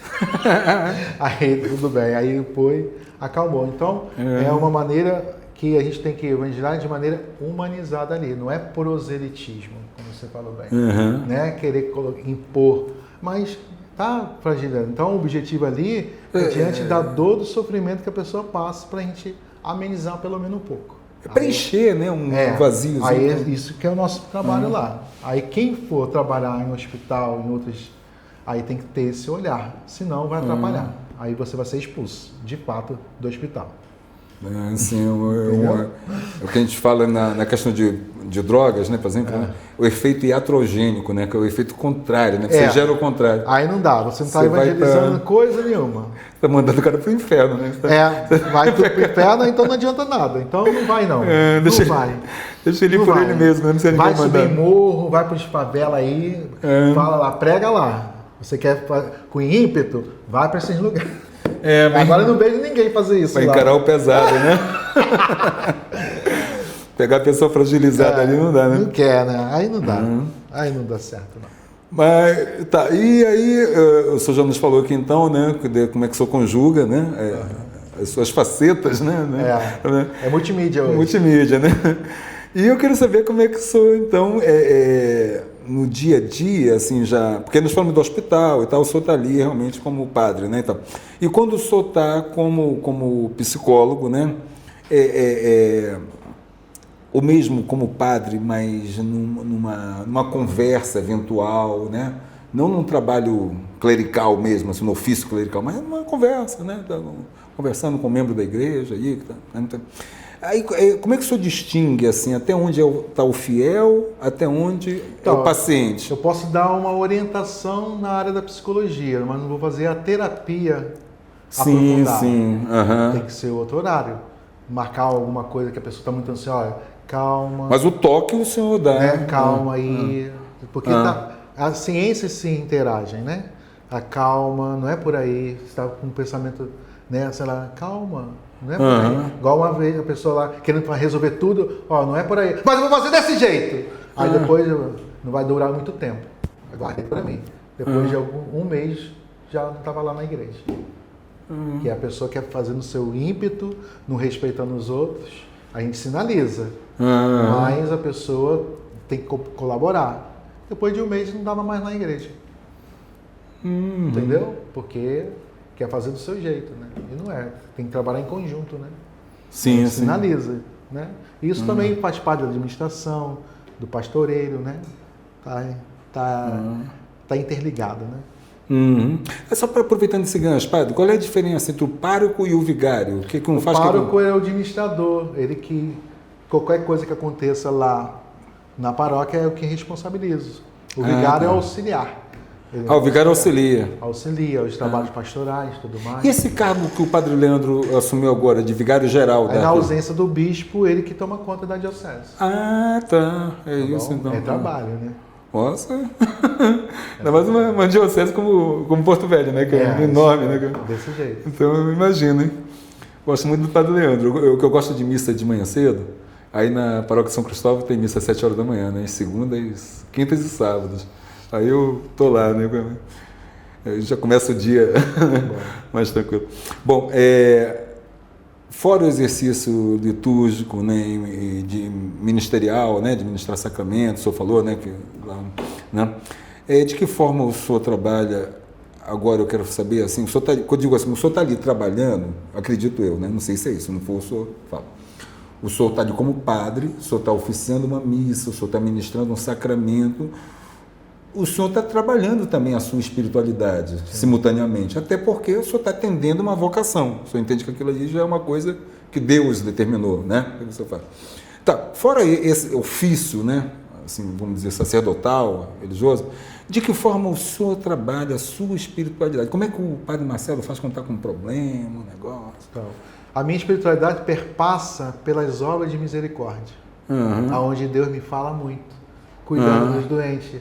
Estive doente e me visitaste. Estive preso e me visitaste. Além do hospital, também trabalho nos presídios aqui, na estrada penal. Quanto me fala o coração. Ali já estou vivenciando a minha espiritualidade também. Que Deus vai comunicando uma coisa ou outra ali. Por exemplo, aí estava com alguma dificuldade, aí um senhor veio falando, padre, eu estou há 30 anos lutando contra o câncer.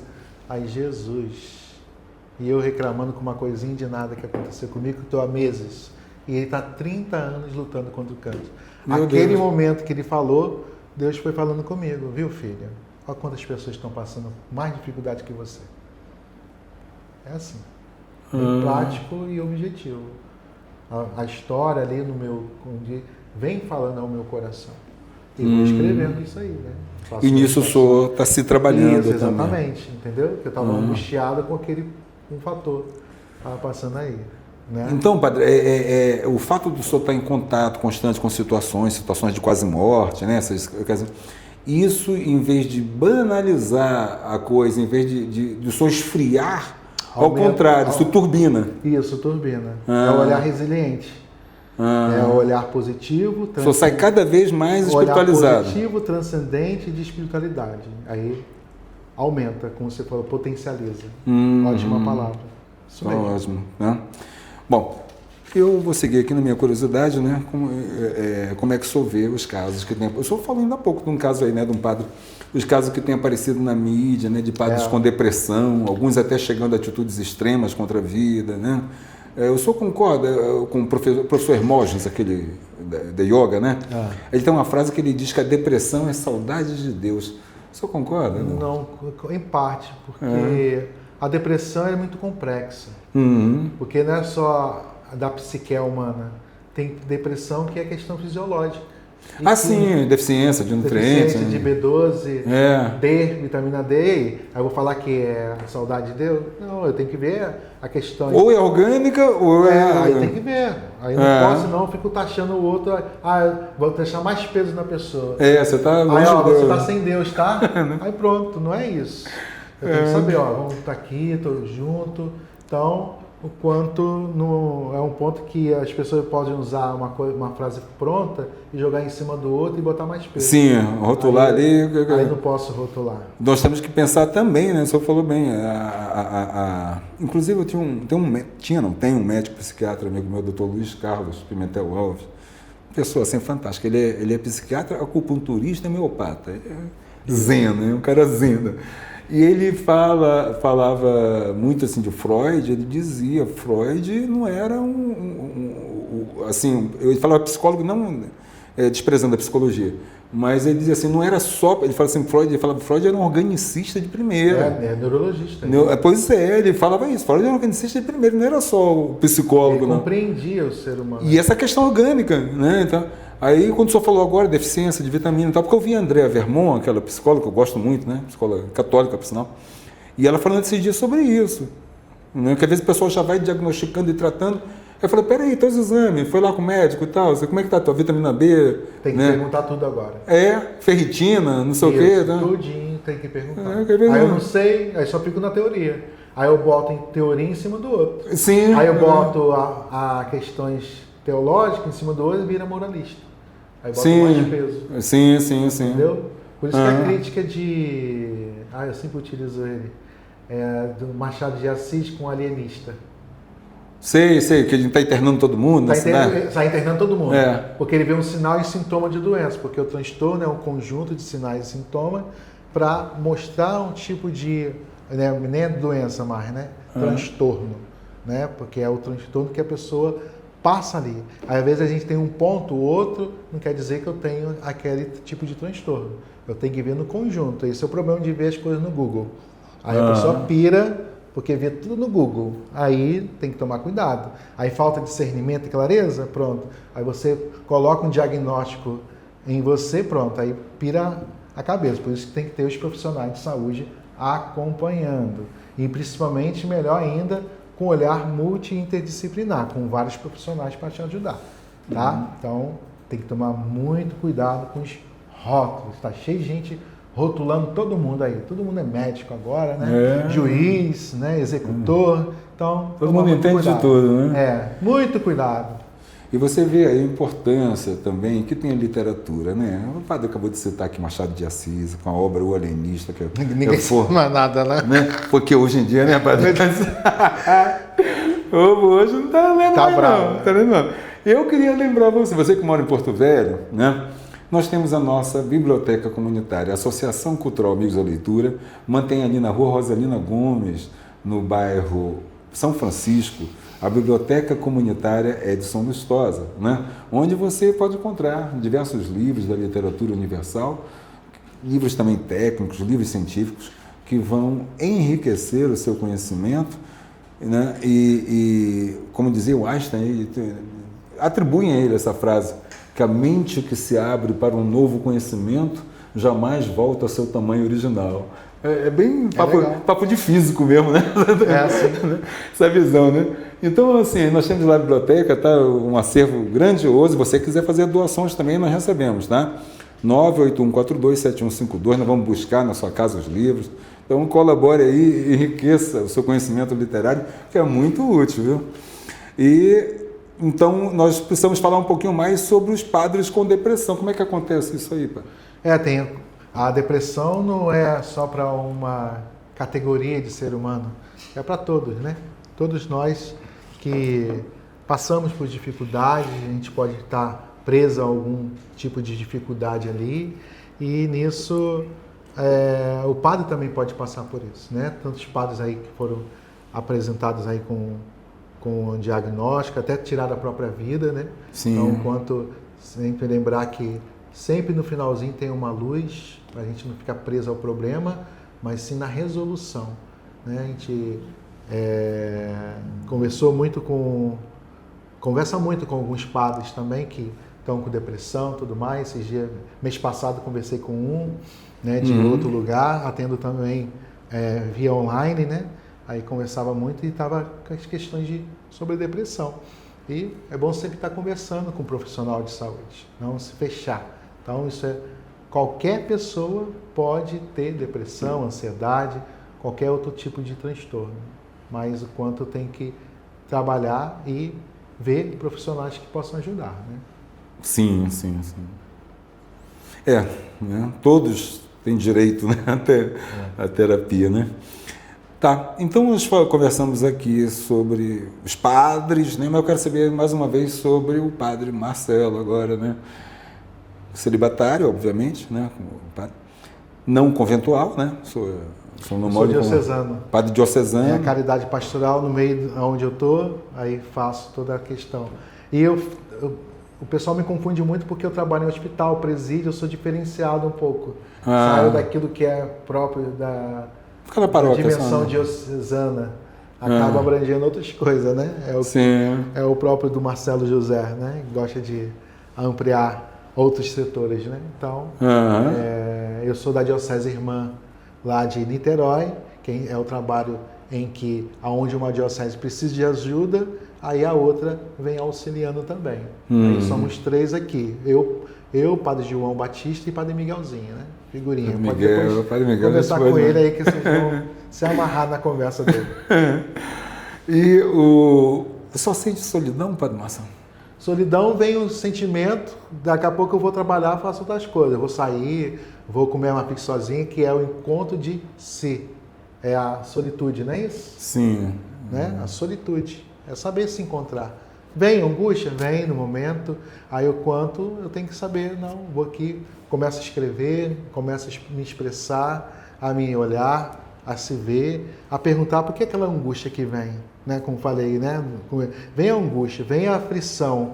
Eu tenho que perguntar, por que isso aqui? Não, isso aqui não tem nada a ver. Aí sai aquele pensamento que às vezes vem na nossa mente e a gente tem que tirar.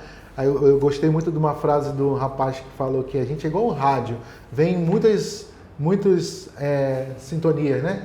Muitas frequências, né? Muita frequência. Você seleciona? Eu tenho que selecionar.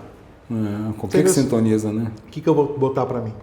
Então, aí eu vou botar aquilo que é bem positivo, muito importante. Aí estou com saudade de alguém da família, telefono, mãe, pai, né? Tenho amigos, irmãos, aí faço essa questão aí, né? Aí tem momento também de lazer, que uma das coisas que eu gosto de fazer é jogar videogame, né? Me distrai, né? Aí vou lá me amar, desde pequenininho. Não é coisa do demônio, não? Não é coisa do demônio? Não, o demônio é quando você está no vício ali. Aí você quer só jogar e você esquece dos hospitais, presídio, trabalhar. Larga tudo. Aí qualquer... mas de vez em quando, assim, irmão. É lícito, né? O problema é o vício. Aí não pode, né? Sei. Até vou escrever sobre a questão do videogame e evangelização. É a 10ª arte da humanidade, sabia? O videogame? O videogame é a 10ª arte da humanidade, né? E falar nisso, tem algum já criaram, né? Já desenvolveram algum videogame assim como pegada evangelizadora? Já tem? Tem. Legal. Tem sim. Aí, abriu. Comendo uma coisinha aqui, né? Porque não tem como você fazer. É bom, né? Fazer 2 horas de entrevista sem beliscar nada, pelo amor de Deus. A gente tem que mandar uma coisa para dentro para ter energia aqui, nossa equipe também, aí, os meninos, aí. Vocês não querem, mano? Você quer o quê? Com mostarda ou ketchup? Os 2? Pode ser. Então tá. O Gabriel Antônio, que está aqui trabalhando com a gente na gravação. Segura aí. Tem que repartir, né, pai? Isso aí. Bom. E o Wellington Nogueira Santos, que está fazendo nossa edição online, aqui ao vivo, aqui para nossa transmissão ao vivo. Nós vamos aqui também, o padre que nós somos filhos de Deus. Voltando então à nossa pauta, nós falamos da espiritualidade clerical, né? O padre Marcelo falou da sua espiritualidade, da espiritualidade dos outros padres. A espiritualidade também, né? Quanto eu bebi muito na questão da renovação carismática, católica também, gosto muito de trabalhar, e das outras também que acabei conhecendo, né? E continuo. E vivencio também muito na questão das obras de misericórdia, né? A espiritualidade que perpassa através do trabalho que faço, né? Seria mais isso, né? Que bacana. Então, eu sigo aqui entrevistando o padre Marcelo José, teólogo, filósofo e psicólogo, né? Que está falando todas as sextas-feiras, às 13 horas de Rondônia. Nós vamos estar aqui no Rondocast falando sobre espiritualidade. Toda sexta-feira, espiritualidade. Todos os dias, às 13 horas, é só entrar no perfil do Edson Lustosa que vai estar acontecendo o Rondocast. E depois você vai no YouTube, no canal Rondocast, que vai estar lá o material editado, né? Aí vai estar mais compacto, né? Aqui a gente está conversando, comendo, tomando café, né? Tem um negócio que é mais descontraído, mas depois a gente vai editar esse material para ficar mais compacto. Bom, mas vamos lá então. Eu não queria conversar com o senhor agora, padre, sobre a espiritualidade agora dos fiéis, né? Falamos dos padres, vamos falar dos fiéis. Qual é a maior dificuldade que o senhor vê hoje, né, para um católico viver a sua espiritualidade? Um católico que está no mundo, né? O católico ele tem que conhecer a sua fé e religião, é o que falta hoje, né? Deus, desde o Antigo Testamento, reclama: meu povo sofre por falta de conhecimento. Aí tem os católicos, né, chamados de BGE, né, só se vê ali, e às vezes só vai na missa e pronto, acabou. Já fiz meu preceito, mas não se aprofunda na fé.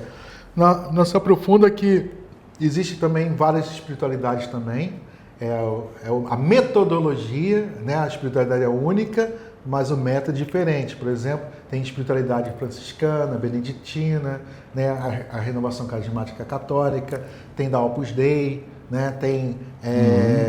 Tem dos focolares, enfim. A metodologia de como viver aquela espiritualidade cristã é bem diferenciada. Só que a igreja é um corpo, cada membro é diferente. Né? Eu não posso, por exemplo, eu tenho a minha, mas não posso obrigar o outro a querer a minha. Saber respeitar o outro. Aí falta o católico conhecer mais a fé. Né? Então, conhecendo, você vai se aprofundando, porque ninguém ama aquilo que não conhece. Então, a gente possa conhecer, de fato, a fé, a espiritualidade que tem dentro da igreja. Não precisa nem sair. Tem tudo dentro da igreja. Falta a gente conhecer. Padre, o senhor falou dos movimentos, né? Realmente a renovação carismática, o neocatecumenato, né? O neocatecumenato também ajuda também. O apostolado da oração. O apostolado, Legião de Maria. Eu era membro do Terço dos Homens ali Terço dos Homens. na Nossa Senhora do Amparo, mas aí eu mudei de paróquia e não me integrei ainda na nova. Agora eu estou na paróquia da Catedral mesmo ali, ainda não me integrei no Terço dos Homens. Já foi uma experiência muito boa para mim, uma época que eu estava passando por umas dificuldades, né, de ordem pessoal. E a prática das reuniões, né, do Terço dos Homens me ajudou bastante, foi bastante fortalecedor para mim. Mas sim, e nós falamos aqui dos movimentos, né? Tá, tudo bem, espiritualidade nos movimentos é uma coisa evidente, né? A gente vê na Canção Nova. Né? Vamos falar das pastorais, né? As pastorais, elas têm mais um trabalho social, né? Vai depender. Cada linha tem um objetivo diferenciado, né? Mas isso aí, pois tem umas pastorais que são mais sociais, assim, sócio-transformadora que se chama. Mas tem umas assim que são mais... Outras são missionárias. Pois né? Catequética. Isso, aí tem 6 divisões dentro da igreja que cada um tem um objetivo diferenciado também, que atinge a ação de Jesus, né? Sim, pois é. Mas, padre, tem umas pastorais que elas têm uma nítida tendência ideológica. Não, a gente olha e vê. Depende de quem está ali também. Aí pega a ideologia e coloca na pastoral. Aí não é para isso também. Pois né? Entendeu? Tá. Então aí, esse povo aí tá aí eu pisando na bola. Uma coisa, boto. Não, tem que ser assim. Não é necessariamente isso, né? Aí senão estraga a pastoral. Exato. Que a nossa linha também social, da doutrina social da igreja. Não é outra coisa do marxismo, não é nada disso, não. É linha social. Sim. Dentro do evangelho. Se eu colocar outra coisa, aí eu vou fugindo. Né? Aí não pode. Aí não dá, né, padre? Porque a nossa entidade, né, a ONG, né, que eu atuo, o Wellington, né, também, é o Centro de Estudos e Pesquisa de Direito e Justiça, né? E a gente esse dia estava dando uma lida na Rerum Novarum, né? Por quê? Porque hoje se fala muita coisa aí do trabalho decente, né? A dignidade, o trabalhador. Se você for olhar, a igreja vem falando isso já há 100 anos. Né? Parecem conceitos novos, né? É algo, né? O Papa Leão XIII apresentou, né? É o primeiro documento social da igreja. Sim. Então, a gente possa beber daquilo que é nosso. Né? Pois é, né? E você vai encontrar, agora assim, dentro de uma proposta que nasce do Espírito, eu vejo assim, os documentos papais. Isso aí. Né? Não é um negócio que de fora para dentro. Vou pegar referências ideológicas e trazer para dentro da igreja. Né? É base bem cristã, é importante. Né? Então eu recomendo, né, padre, aí o pessoal, né, vamos estudar a doutrina social da igreja, né? A base é Rerum Novarum, né? Depois tem outros documentos também. Tem vários outros documentos. Mas você pegando a Rerum Novarum, meu irmãozinho, tu já consegue, né, dar um arranque legal, né? Lembrando que hoje nós temos, inclusive, um Papa com o nome de Leão também. Leão XIV, né? Pela escolha do nome, você presume-se que a sua missão também, do âmbito cristão e de antissocial também. Exato, né? Então fica aí a sugestão de leitura, tá? Rerum Novarum, tá? Com M no final. Rerum com M no final, Novarum com M no final. Das coisas novas, né? Rerum Novarum. Das coisas novas.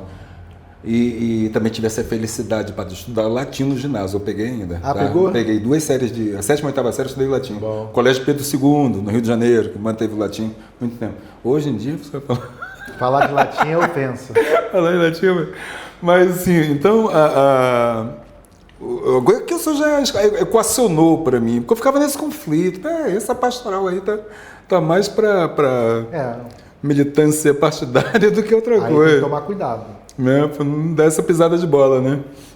Bom, e padre, para a gente falar um pouquinho mais aqui dessa espiritualidade católica, né? Espiritualidade católica hoje nós estamos trabalhando, mas nós já conversamos com o padre Marcelo, gente. Os próximos programas a gente vai entrar na espiritualidade dos outros cristãos, né? Evangélicos, né? Sobretudo. E depois a gente vai continuar, tá? Até vamos falar até da espiritualidade dos ateus também, não é isso, padre? Tem também. Tem também, tá? Então, assim, você não se sinta excluído, tá? Estamos começando aqui pela prata da casa, né? Estou entrevistando um padre e tal, eu também sou católico, né? Então, começando pela espiritualidade católica. Mas os nossos irmãos evangélicos espíritas, né? Se sintam à vontade, se sintam bem recebidos aqui no nosso podcast, o Rondocast, toda sexta-feira falando de espiritualidade, porque a nossa proposta é falar da espiritualidade em geral, tá? E você que tiver algum problema, ou sabe de alguém que está passando por algum problema, quiser mandar um e-mailzinho para a gente, fica à vontade, quiser mandar uma mensagem, anote meu telefone, WhatsApp, 69981427152, certo? Eu vou estar sempre à disposição, 69981427152. Certo? Assim você enriquece o nosso trabalho e quem sabe você pode ajudar outra pessoa, talvez até ajudar a si próprio, correto? Padre, a confissão, né?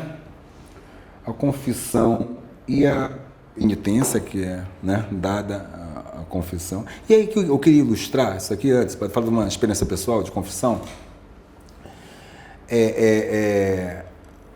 Eu posso citar o confessor, né? Não posso falar da confissão. Você não pode falar o pecado, né? Você não posso falar o pecado, né? Mas eu vou falar a penitência, que foi muito legal a penitência que ele deu. Tá. Foi com o Antônio Possamay, o bispo emérito de Paraná. Ele era salesiano, né? E ele ficou depois morando em Porto Velho, na paróquia São João Bosco, ali, né? E eu tinha tentado uma confissão com outro padre, não tinha dado muito certo. Eu comentei com uma pessoa católica também. Ela falou assim, não, você vai com o Antônio Possamay, que ele é um excelente confessor.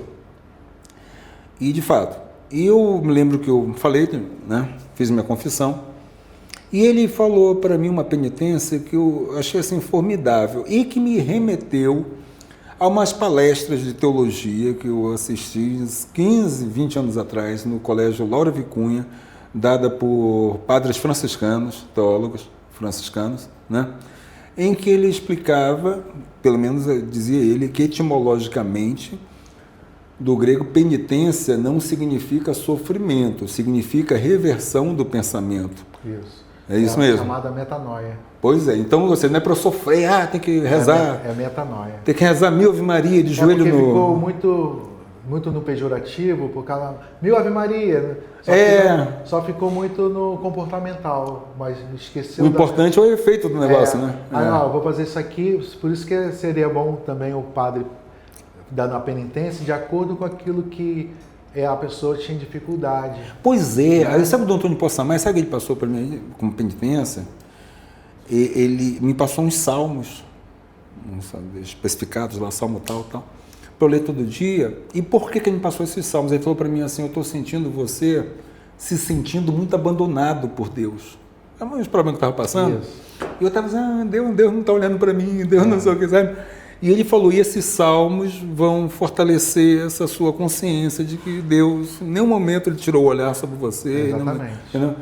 E fiz e deu certo, entendeu? Entendeu? Eu adorava também uma prática que tinha também de uma pessoa que me ajudou muito, o Padre Antônio ali dos Combonianos, ali do Nossa Senhora das Graças, que ele tinha cristoterapia, era muito legal, sabe? É o olhar para Cristo. E aí tinha umas coisas da Bíblia que você estudava e tal, e umas práticas, uns exercícios, né? Então eu fiz a leitura diária, né, desses salmos e tal, me ajudou muito, muito, muito, muito. Então eu lhe pergunto, né? Eu só pode responder como padre ou como psicólogo, só fica à vontade agora. Essa coisa é uma interação das duas. Pois é, a confissão e a penitência, padre, eles têm uma dimensão terapêutica também ou só sacramental? Tem terapêutica, porque você coloca ali, né, como falei, a pessoa coloca aquela coisa que a pessoa pensa que era o fim do mundo, e na hora que ela se coloca e recebe o perdão, alivia o coração. Que ela estava pensando que era a pior de todas as criaturas, que ela não estava se sentindo amada, como você bem apontou. Então a pessoa não se sente amada, querida, isso também afeta a autoestima, que é da psicologia, né? E também da própria espiritualidade. Aí a pessoa se coloca, a pessoa se sente leve. Então é importante a confissão ali. Até psicólogos percebendo a questão de pessoas muito presas em si, vai lá, procura lá seu padre, procura lá o seu pastor, conversa lá com ele. Aí há uma interação entre os conhecimentos em que vai dar o melhor recurso ali para a pessoa. E a pessoa se sente bem, livre. Aí trabalha a autoestima, trabalha a paz interior, né? Então é fundamental realizar a confissão, a penitência, de que você vai ter um outro olhar ressignificativo, dar um significado novo a algo que você está vivendo e não aquele círculo vicioso que você ficou preso e tira a sua paz, tira a sua tranquilidade e daqui a pouco você dá uma direção nova e isso te ajuda muito. Que bacana. Importante. Dessa transformação, né? Antes da gente apresentar com uma pergunta que nos foi encaminhada aqui pela Dilai Santos, aqui do bairro São Francisco de Porto Velho. Mas antes, eu queria aproveitar a ocasião aqui, lembrar você que lá na Catedral de Porto Velho tem esse livrinho, lá também na Secretaria da Catedral, você tem esse livro aqui, Catedral do Sagrado Coração de Jesus, Raízes Históricas, né? Ele é escrito pelo irmão Sebastião Ferrarini. Olha, é um trabalho formidável, ele é todo ilustrado, né? Fotografias aqui de época, inclusive, da época da construção, fotografias atuais, né? Depois teve uma reforma que foi empreendida. Eu lembro que o pároco era hoje bispo de Humaitá, do Antônio Fontinelli, né? Quando era pároco da catedral, fez uma reforma fantástica ali na catedral, na parte interna, né? Recuperou aquelas pinturas, aqueles revestimentos, aí ficou muito bonita a nossa catedral. Um trabalho fabuloso do padre Fontinelli. E aqui fala, olha aqui os afrescos, né? Aqui atrás do altar principal, né? Que são do padre Ângelo Serri, né? Que era padre e artista plástico, né? Aqueles padres são versáteis, né? Tem padre psicólogo, padre pintor, tem padre de tudo. Padre que faz tudo. E aí você pode adquirir esse livro aqui, né? Acho que é R$25, é um preço quase que simbólico, né? Um livro com essa qualidade, ilustrado a cores. Você consegue na Secretaria da Catedral Metropolitana, aqui nossa Catedral do Sagrado Coração de Jesus, em Porto Velho. Você vai lá na Secretaria e tal, né? Ou você que é de outra cidade, você procura aí no Google o telefone da nossa Catedral de Porto Velho, né? Entre em contato com a Secretaria e vê isso, eles mandam pelo correio, como é que faz. Um outro livro interessante é o Retiro Quaresmal 2026, também está sendo vendido nas igrejas, né, de Porto Velho, mas eu acho que outros lugares do Brasil também, porque é uma edição da Paulus, né, que propõe aqui orientações para, olha, bem prático, tem aqui para você fazer as suas anotações, né, espirituais, né, e parodiando aqui, né, aquele slogan, se é Bayer é bom, né? Se é Paulus é bom, né? Com os nossos irmãos paulinos, né? Isso. Que tocam. E eles são especialistas em comunicação, né? Os paulinos e as paulinas, né? As irmãs também. Então, tudo que eles fazem, assim, produção editorial, né? Em comunicação também, social, geral, é sempre feito com muito capricho, muita dedicação, uma coisa bem feita. Então, tá aí o Retiro Quaresmal, né? Edições Loyola, né, essa daqui, mas também com o trabalho dos irmãos da Paulus, a editora, tem uma... Não lembro de que eu vi, mas tem uma parte que mais... Esse daqui, aliás, esse Retiro Quaresmal, também não é Paulus não, tá? Mas é dos nossos queridos jesuítas, né? Por isso que é Loyola Edições, né? Santo Inácio de Loyola, né? E ele... Nós tivemos agora um grande jesuíta, né, que foi o Papa Francisco, né, jesuíta, né? Fazia tempo, né, quando tinha um jesuíta papa, se é que teve antes, né? Porque é século XVI jesuíta. Né, não sei se teve na... Então, é um trabalho dos jesuítas, né? Pela Edições Loyola, o Retiro Quaresmal 2026, fica a sugestão, né? Você que quer trabalhar a sua espiritualidade, aproveita aí a Quaresma, né? É um período bom, né? O que representa a Quaresma, padre, assim, no sentido espiritual, hein? A Quaresma é lembrando os 40 dias de Jesus no deserto, em que o cristão também é chamado a levar esse deserto espiritual, para a gente se encontrar com o Senhor, para ter a metanoia, a mudança de pensamento, transformação. Aquilo que a gente está naquele círculo vicioso, aí começa a sair daquele círculo vicioso que atrapalha a maneira de falar. Às vezes eu não falo nada, né, mas seu corpo está falando. Um ar arrogante, né? Mudar a expressão também corporal, né, que a gente acaba não vendo. Aí mudando a maneira de falar com os outros, né, de maneira mais simpática, empática. Então a gente vai procurando, e principalmente buscando muito mais ainda em Deus, né? Procurando a Deus sobre todas as coisas, amá-lo sobre todas as coisas, acima de tudo. Quantas coisas a gente está apegado ainda, tem áreas que ainda Jesus nem botou o dedo ainda, né? E a gente tem que tomar consciência de que eu tenho que buscar cada vez mais o Senhor, participar das missas, voltar aos sacramentos aí, voltar à confissão, à comunhão, né? Se eu não fiz ainda a primeira comunhão, batizado, procura a igreja próxima também. É muito importante a gente se aprofundar, né? Deus é eterno, então tem muita coisa para frente. Depois dessa vida aqui, lá no céu ainda vai continuar estudando e procurando a Deus. Então possamos buscar, como diz o meu antigo pároco, formação permanente, meu filho, né? Formação permanente. É isso, né, padre? Bom, padre, atendendo aqui a Dilay Santos, ela é aqui de Porto Velho mesmo, ali do bairro São Francisco, ela fala que tem uma tia que estava com problema de sono, né? Ou de falta de sono. Acho que o problema, no caso, é insônia, né? Insônia.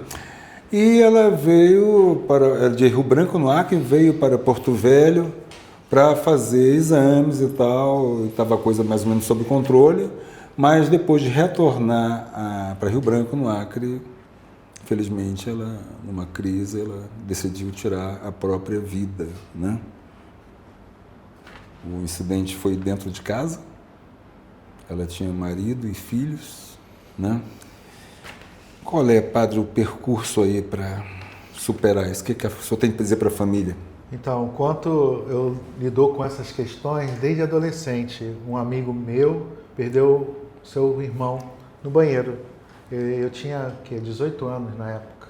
E essas questões sempre me foram colocadas aí para me aprofundar. E aquela questão, a pessoa que se tira a vida vai para o inferno, que não sei o quê. Aí, né, tem essas questões que vêm religiosas. Só que do século XIX para cá teve tanto uma contribuição, lembra do olhar que eu tenho falado aqui, olhar multi-interdisciplinar, a contribuição da psicologia e da psiquiatria vem mostrando que dos problemas da mente, em que tira a liberdade da pessoa. Porque para ter pecado mortal, tem que ter 3 pontos: matéria grave, consciência e liberdade. Se eu perco a consciência e a liberdade a outra, ela não se torna grave, porque tem alguma coisa ali interferindo. Né? A gente não sabe o que aconteceu ali com a pessoa, parece tudo normal, mas interiormente da pessoa a gente não sabe os conflitos. E só Deus conhece. Então não cabe a gente fazer o julgamento. Não é a gente que faz o julgamento, é Deus. Então vai para o inferno. Não cabe a gente fazer isso. Tá? Por isso que tem que se rezar. No catecismo da igreja está lá para a gente rezar pelas almas. Está bem bonitinho lá na enquete lá do catecismo, para a gente rezar pelas pessoas. Até também escrevi num capítulo de livros sobre a questão da morte. O último capítulo é sobre a questão do suicídio. Aí coloca essas questões que diante das angústias e aflições, cabe a Deus fazer o julgamento, não a gente, tá? E na questão lá, eu apresento também a história de São João Maria Vianney, que uma mulher tinha perdido o marido, que tinha se jogado da ponte. Aí a mulher estava desesperada na missa. Meu marido foi para o inferno direto. Não. Nossa Senhora falou aqui, ó, no momento que ele caiu ali, ele se arrependeu profundamente. Reza pela alma dele que ele está no purgatório. Então, não cabe a gente fazer o julgamento. Reza pela alma, reza a missa, pode rezar a missa, bota lá 7º dia, 1 mês, 1 ano, conforme for, coloca ali e coloca na misericórdia do Senhor. Não cabe a gente fazer o julgamento. E quem depois quiser conversar, falar sobre essa temática, né? Sempre vem famílias conversando comigo, acalmando, mostra para a pessoa também, a família que tinha tirado, né? O familiar tinha tirado a vida, acalma, vem a perspectiva de Deus, não a nossa, porque a nossa é limitada. Por isso que a gente quer tudo pronto e tudo no quadradinho. Aí não é assim. Não é assim que Deus trabalha. Meu querido irmão, você que ficou com a gente até agora, você que pegou da metade para agora, você que não ficou até o final porque tinha alguma coisa para fazer, não se preocupe. Esse nosso programa de hoje foi de estreia, foi especial, foi mais longo do que serão os próximos, né? Porque a gente queria primeiro ter essa apresentação, conhecer, né, o nosso, não vou dizer entrevistado, mas o nosso participante, que só vai estar sempre com a gente, o Padre Marcelo José. Então foi diferente, hoje foi diferente, né? Mas toda sexta-feira, às 13 horas, a gente vai estar tratando de espiritualidade no Rondocast. E esse material aqui, essa conversa de hoje, esse material vai para o YouTube, aí já vai editado, né? Vai ter os cortes também, que vamos divulgar. Mas eu queria pedir, sobretudo, a você que você ajudasse a divulgar, certo? Avisa para os seus amigos e você pode participar, certo? No próximo programa, nós vamos abordar a espiritualidade dos outros cristãos, os não católicos, né? Ortodoxos, os evangélicos, né? Enfim. E você fica à vontade também para fazer qualquer outra pergunta relacionada à espiritualidade. Por quê? Porque nós vamos ter um bloco 2 tratando dessa pauta, né? Mas vamos também procurar inserir nos outros blocos as perguntas que você encaminhar sobre espiritualidade em geral, né? Talvez você não tenha a oportunidade de ter um contato com uma pessoa tão preparada quanto o Padre Marcelo José. Então aproveite, né? Pela formação, pela experiência, sobretudo pela vivência, né? Então, né, fica aí ligado com a gente no nosso Rondocast. Eu queria aproveitar antes de encerrar, antes de passar a palavra ao Padre Marcelo, só lembrar também que nós temos lá na Biblioteca Comunitária Edson Lustosa, na Rua Rosalina Gomes, no bairro São Francisco. Nós vamos ter agora, todo sábado, reunião do Rondonia Esperanto Clube, né? Ou seja, o Clube Rondoniense de Esperanto. Mi estas esperantista, eu sou esperantista, né? Mi havas vere granda plezura, beblante convi da Esperanto. Eu realmente tenho um grande prazer de estar falando com você sobre Esperanto, né? E se vi conas Esperanto, vi povas telefone, né? Se você quer conhecer o Esperanto, você pode telefonar para mim. Meu telefone, né, 6 now Oki Uno, né? Kivardu,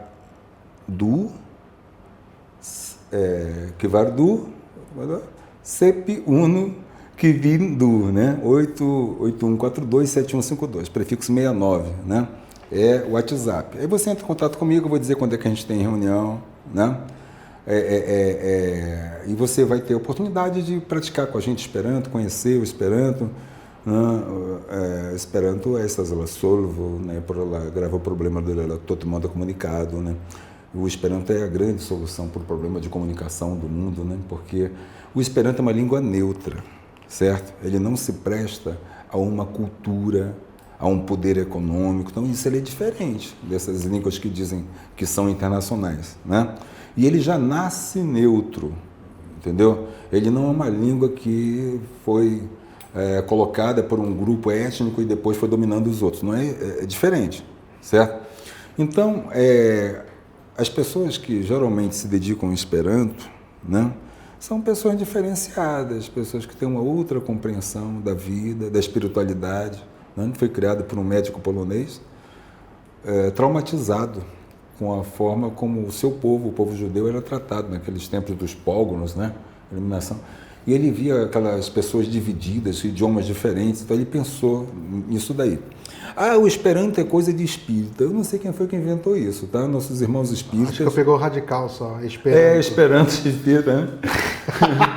Primeiro que ele foi criado por um judeu, né? Então o criador não era espírita. Segundo, o Esperanto, gente, ele tem todas as religiões dentro dele, os Bahá'í dão muita ênfase ao Esperanto, os espíritas também, os kardecistas, sem dúvida, ajudam muito a divulgar o Esperanto, mas ele, se é uma língua neutra, obviamente, ele não é de nenhuma religião, de nenhum país, né, de nenhuma etnia, certo? Então, isso aí tá, você não precisa ser espírita para ser esperantista, né? Nós temos, inclusive, o movimento esperantista católico, e se você quer católico, né? Fique sabendo também que a Rádio do Vaticano transmite um programa em Esperanto também. Nós temos um grande movimento esperantista católico, certo? Então, não pense que ele é associado a nenhuma religião específica. Nós temos um horário em Esperanto na Rádio do Vaticano.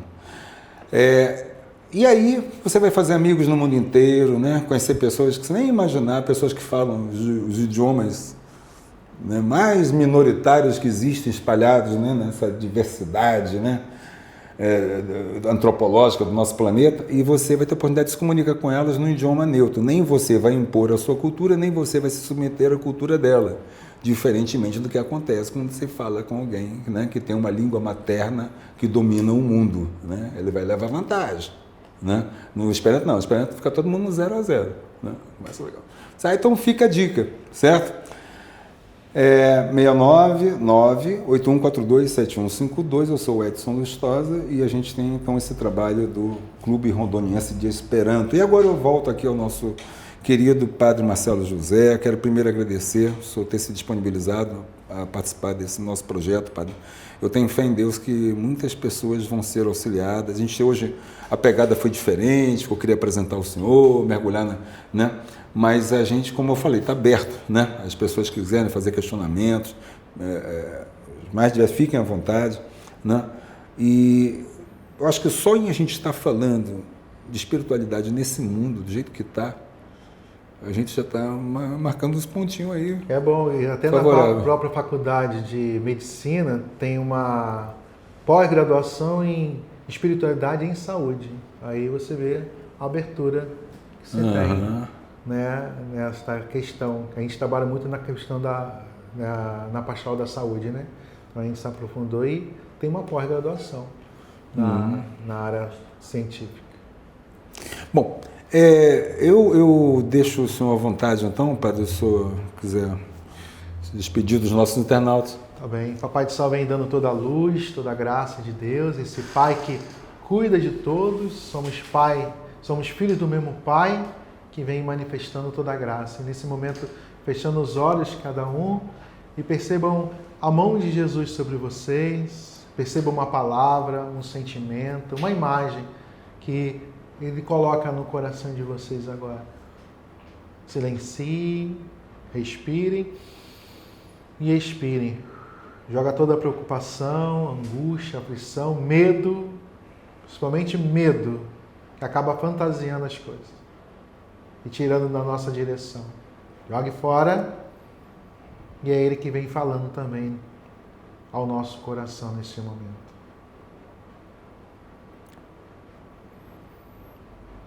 E aquilo que Ele colocou, medite.